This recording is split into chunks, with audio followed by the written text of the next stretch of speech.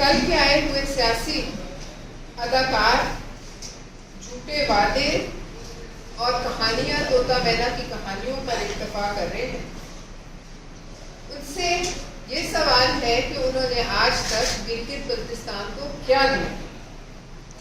وہ لوگ جو 5 دفعہ وفاقی حکومت میں رہے، افسوس کا مقام ہے کہ اتنی لمبی حکومتیں کرنے کے باوجود آج بھی وہ زبانی باتیں کرتے ہیں، جن کی آج بھی حکومت ہے، جو جماعتیں آج بھی وہاں ساتھ ہیں، کولیشن میں ہیں، وہ بھی پوچھتی ہے کہ کیا یہ سچ ہے کہ آپ پر ایسی مشکلات ہوتی ہیں؟ تو یہ افسوس کا مقام ہے کہ پاکستان کا اتنا اہم اور حساس خطہ ہو، وہاں الیکشن ہو رہے ہو اور وہاں سوال یہ کیا جائے کہ کیا یہ سچ ہے کہ آپ اس مشکل کا شکار ہیں؟ وہ پوچھتے ہیں کہ یہ کیا حالات ہیں؟ حالانکہ یہ وہ خطہ ہے کہ اس کے حالات پر پل پل نظر ہونی چاہیے حکومت پاکستان. اس کے علاوہ ان کے وزراء کی ایک کھیپ جو ہے وہ میدان میں اتری ہوئی ہے. گلگت بلتستان کے عوام سے پوچھ لیجئے کہ کیا پچھلے 5 سالوں میں ان میں سے کوئی ان کو کبھی نظر بھی آیا؟ تو جواب نفی میں ہوگا.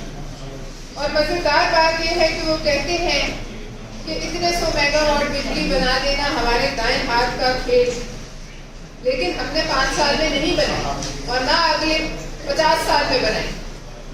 وہ یہ کہتے ہیں کہ ہم چاہیں تو یہ 200 میگا واٹ بجلی جو ہے یہ بنا دیں، ہمارے دائیں ہاتھ کا کھیل ہے. ہم یہ مانتے ہیں کہ پورے پاکستان میں جو باقی پورا پاکستان ہے اس میں بجلی صارفین کی گچی مروڑنا بھی ان کے دائیں ہاتھ کا،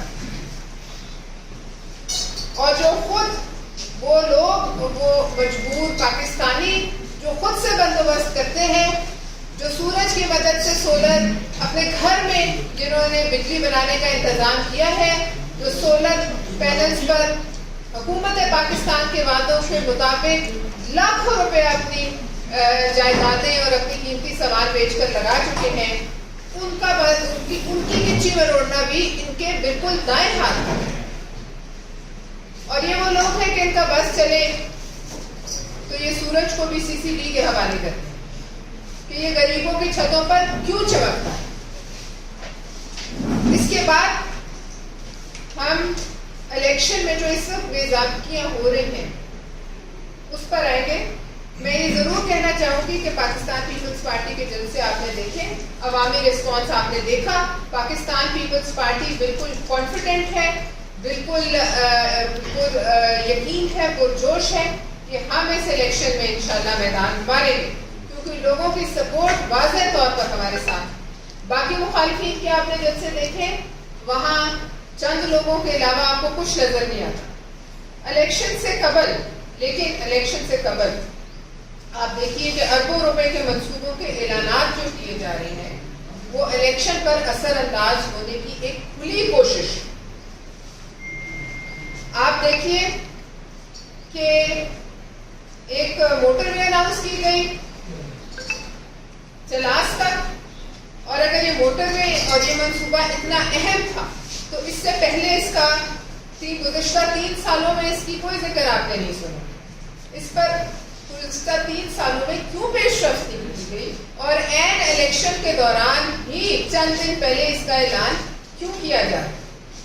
ایک وفاقی وزیر ہے جن کی اپنی جماعت وہاں الیکشن میں حصہ لے، وہ بھی میدان میں ہے، الیکشن کمیشن کو فرق نہیں پڑتا. اس ماحول میں ترقیاتی منصوبوں کے اعلانات جو ہیں وہ سیاسی مفاد کے لیے سرکاری وسائل کے استعمال کا تاثر پیدا کر رہے ہیں اور الیکشن پر سوالیہ نشان لگا رہے ہیں.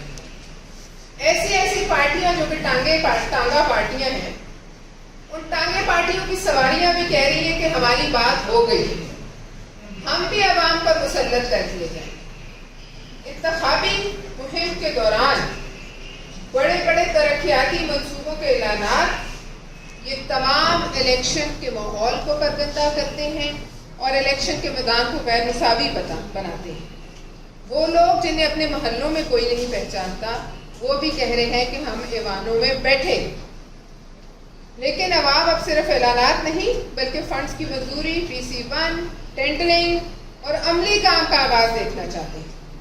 گلگت بلتستان کے عوام کو بار بار خواب دکھانے کے بجائے وفاق کو پہلے اپنے پرانے وعدوں کی تکمیل کا حساب دینا چاہیے۔ اس کے علاوہ آپ یہ دیکھیے کہ پنجاب سے کلینک اور ویلز کی گاڑیاں بالکل جب الیکشن مہم جو ہے وہ اپنے عروج پر ہے تو اس وقت تصویریں لگا کر بھیجنا بھی الیکشن کمیشن کے لیے سوالیہ نہیں۔